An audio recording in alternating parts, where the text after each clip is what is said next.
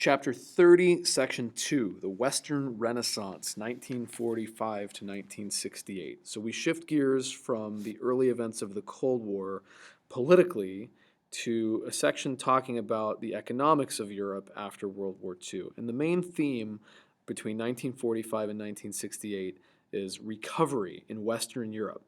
Western Europe recovered rapidly from the destruction of World War II and retook its place as an important part of the world's economy. It didn't happen immediately, but it did happen quite quickly, and it's very different from the story after World War I. So as we go through the story today, you want to keep in mind how badly the economics of Europe went after World War I because of the Treaty of Versailles and the punishment of Germany, and you want to be able to compare that to the massive recovery that happened after the Second World War. So the main map that you want to be looking at is in your textbook. It's map 30.2. You want to be studying that as we go along, maybe pause from time to time. That's on page 996 of your textbook, and it really shows you what Europe looked like after the Second World War. It sort of parallels the map you're looking at on the screen here. This one's a little blurry, that one's in a little bit more detail, and it shows everything we're talking about in today's notes. After World War II, there was briefly a bad treatment of Germany from all sides, just briefly.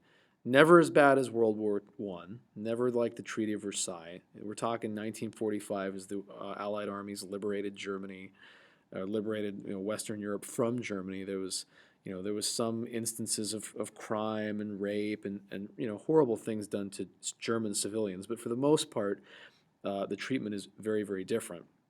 One thing that changed dramatically is that the borders of Poland were redrawn very quickly, and they were moved westward. Poland was recreated, having been wiped off the map by the Germans and the Soviets in 1939. They brought it back, but the whole nation was shifted to the west. So that included about 13 million Germans that are now living in Poland.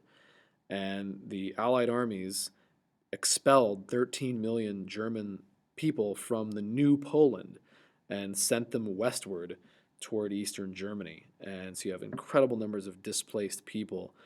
German people's houses were just taken over by Polish people who were moving in from the east. It was really quite dramatic. There was a lot of starvation in Germany, particularly in Berlin. The cities are destroyed. So in 1945, 46, 47, there was actually the brink of complete collapse again. But then there's change. There's drastic change comes from political help from within Europe and mainly economic help from America. The Christian Democrats are political parties in Europe that are mainly Catholics in Europe. And this is a new political set of political parties that come together, and they decide that reform and rebuilding and democracy is their platform. So this really starts happening in the late 1940s. It happens in Italy and West Germany, which is now a new nation, as you see on the map. A nation of West Germany was created in 1949, also known as the Federal Republic of Germany. And then that same year, the Soviet side of Germany, the eastern sector, was turned into East Germany as a nation. And so you actually have two Germanys from 1948-49 all the way to 1990.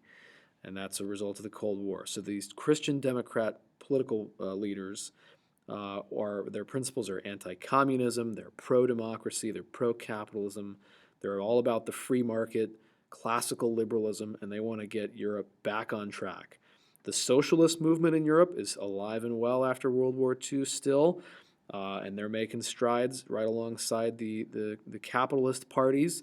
The French and the Italians have a thriving communist and socialist parties, not like Stalinist parties, but more like, middle-of-the-road socialist movements. The UK, Britain, is led by the Labour Party after World War II, which replaces Churchill's Conservative Party. And again, the UK continues to build what we learned about in the last century known as the welfare state, where the government takes care of people from cradle to grave. The things like health insurance provided by the government, public housing provided by the government, family allowances. So if you have children, the government gives you extra money every month to help raise your kids. And then free medical care. These are things that are hallmarks of the welfare state, and they're on the rise in Europe after World War II. The U.S.'s role in the recovery of Europe was financial primarily. We had a big role. We were providing almost like a stimulus package, a bailout, if you will, and in the form of the Marshall Plan, which we learned about in the last set of notes.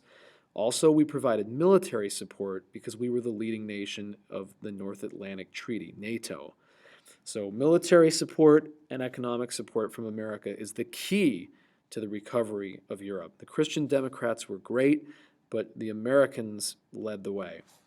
We also provided what we called a nuclear umbrella, which means we protected all of Western Europe from Stalin by threat of nuclear force, because at that time we were the only nation that had atomic weapons. So we were protecting them just with the threat of the nuclear weapons. The result of this is that Western Europe achieved incredible economic recovery. Keynesian theory is a part of it, which means the spending of government money to build programs and build recovery, different things like that. Keynesian theory, going back to the Great Depression, means when your country is in trouble economically, the government has to spend money. Even if it means you go into debt for a short term, you have to pump money into the system. West Germany was the most dramatic recovery of all the nations in Western Europe. The part that was the former Nazi Empire, West Germany, recovered the most. And they go immediately into a capitalist economy and a free market system led by two guys, Erhard and Adenauer. So here again is East Germany, West Germany. And there's Adenauer, who is the prime minister or the chancellor, really, of West Germany. He's a believer in free markets. He's a capitalist. He works with America very closely. And West Germany recovered so quickly from World War II. Remember, they were our enemy just a few years before, that they call it the economic miracle. The Wirtschaftswunder is the German word. And it's known as that even to this day, the rapid recovery after the Second World War. France stayed what we call a mixed economy, which was part socialist and part private business, and they sort of stagnated right in the middle. They didn't have as dramatic of success as West Germany, but it wasn't as bad as somewhere like the Soviet Union. Section B, let's move forward toward European unity, political issues. So we just talked about economic recovery. Now let's talk about political recovery. The political unity that happens in Europe and the repairing of relationships and the coming together of different nations really starts because of these economic ties that we see happening in this last section. So political unity results from increasing economic ties. That's the thesis of how Europeans became friendly again after World War II. Democracies were reestablished throughout Western Europe. Monarchs that had been thrown out were brought back, but they were constitutional this time.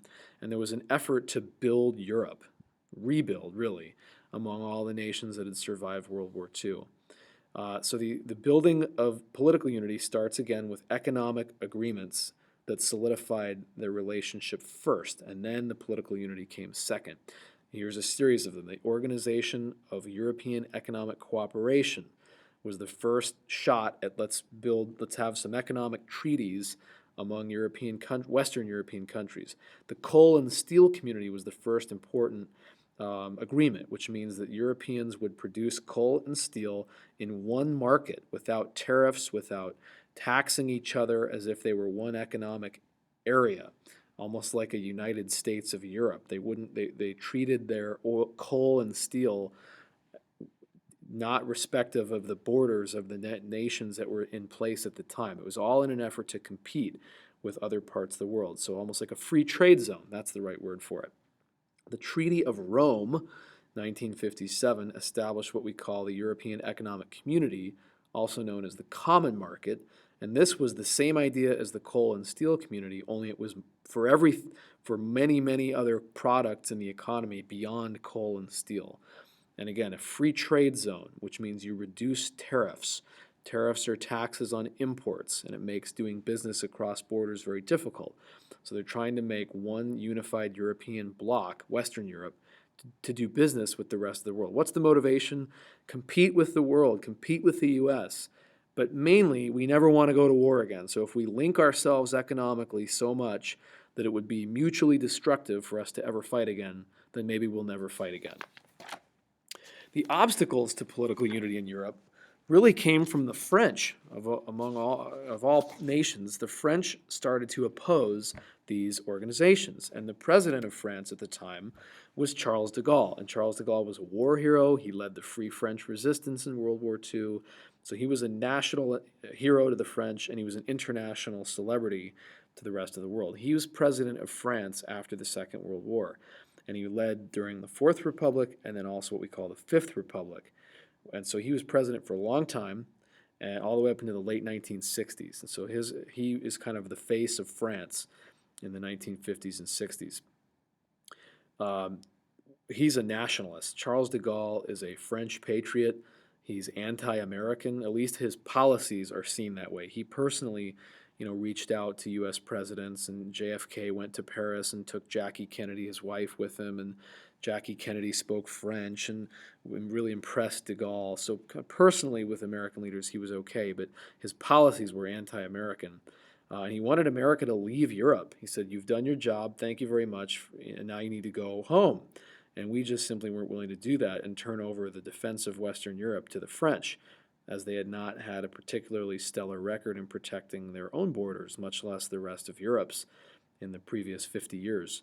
So the French withdrew from NATO in 1966. They backed out of the alliance, the military alliance, with everyone else and us, Americans. And they said, we don't want to be a part of that because that's U.S. controlled. And we don't believe that, we are Europeans and they are Americans and they shouldn't be controlling our military alliance. As a result of that, the headquarters of NATO, which had been in Paris, had to be moved to a different country, so they had to set up shop in Brussels, Belgium instead. France also started a nuclear program, building its own nuclear power plants and also nuclear weapons, which none of that pleased us. We were perfectly happy being the only nuclear power in the West. Now, the communists, by this point, Stalin, had a nuclear program in Eastern Europe, but we didn't really like the idea that the French were a third party to this kind of scary technology that we were worried about who was going to have it and what they were going to do with it. That's the obstacle to unity, was primarily the French. This is going to continue even through to the modern age. The French are still suspicious of American actions in the world and in Europe, and so this sort of low-grade hostility is still very much a part of American and French relations. Even though for the most part we're allies, there are these mutual suspicions, and this comes up a lot in political cartoons and things like that. The last section is section C, decolonization. This is something kind of unrelated, but happening politically after World War II. It's not quite related to the unity issue that we just talked about. So after World War II, the European nations basically decided that it was time to let colonies go and be free. And the thinking on that is because of the horrors that had been seen in World War II. We had defeated Nazi Germany, and the Holocaust was just had happened. So how can we justify, in light of all of those things, how can Europeans justify maintaining colonies in other parts of the world? So the answer is they couldn't. And so morally, politically, religiously, culturally, the times had changed, and there was a willingness to set colonies on the path toward independence. And this happened very rapidly in some cases, a little bit more slowly in others. So the Indians were the first to break free in India, 1947, led by Gandhi, famous Mohandas Gandhi, and they broke away from Britain. And Britain had ruled India from more than a century before that. It was a big change. And Vietnam had been controlled by the French as a colony, and the French withdrew from Vietnam in 1954. Immediately, two states formed, North Vietnam and South Vietnam, much like North Korea and South Korea. North Vietnam was communist, backed by the Soviet Union, and South Vietnam was a democracy backed by the U.S. and Western Europe. That was not ideal, but that was the legacy of the French pulling out rather quickly and leaving a country divided among itself. In the Middle East, Syria and Lebanon were granted independence as the French withdrew. Again, the British withdrew from Palestine, and in place of British rule in Palestine, the United Nations finally passed their resolution, a result of the Balfour Declaration and the promises made to Jews in the Zionist movement in the late 19th century, early 20th century, to create a Jewish homeland. So the State of Israel was created by a UN resolution in 1948. Actually, that resolution created two separate nations. It created an Israel and a Palestine. So a Jewish homeland, Israel, and an Arab territory known as Palestine, which that continued. That was always Arab territory, but now they gave a portion of it to the state of Israel, and this led to immediate fighting, and that has never stopped. 900,000 Arabs were immediately displaced, either through this partition of Palestine or through the wars that immediately resulted. So that fighting has yet to stop, almost more than 60 years later. In Africa, the nations took a bit longer to be set free. 1962, Algeria was set free from France, and it was not a peaceful struggle. There was a lot of bitter fighting between many people in France wanted to keep their empire together. Remember, France is trying to be somebody great. They're trying to get Americans to leave Europe. They're trying to make themselves the leaders of Europe. And part of that was being the leaders of colonies. So there was a great dispute over what France should do with their colonies, but eventually Algeria was let go. The nations of sub-Saharan Africa also all became independent in the 1950s and 60s, but yet they remained economically tied to Europe. What was it put in place is called the British and French Commonwealth, and these are loose associations of nations that were former colonies, and they agreed to do business together. They all sort of paid common allegiance to the King of England, or the Queen of England, and the President of France. They weren't colonies per se, but they still were economically related to each other and to the former parent country. Europeans actually, because of these commonwealths, increased their influence in their former colonies throughout the 1960s and 70s, primarily through the building of schools, English language schools, the need for people in these former colonies to be educated. The former colonial leaders built schools, and then lots of economic relations, markets, materials, things that were part of colonialism were continued, but the difference is the Europeans weren't the political leaders of those nations any longer.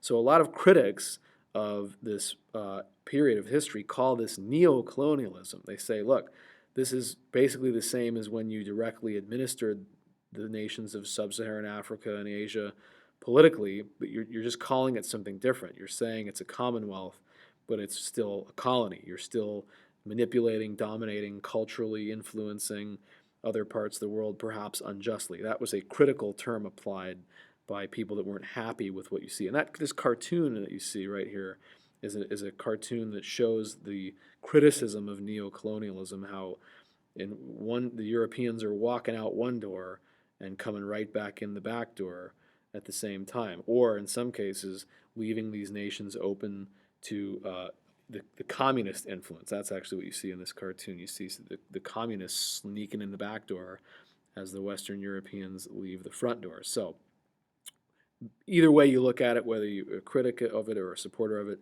many nations around the world received independence and became separate nations in the years immediately after World War II.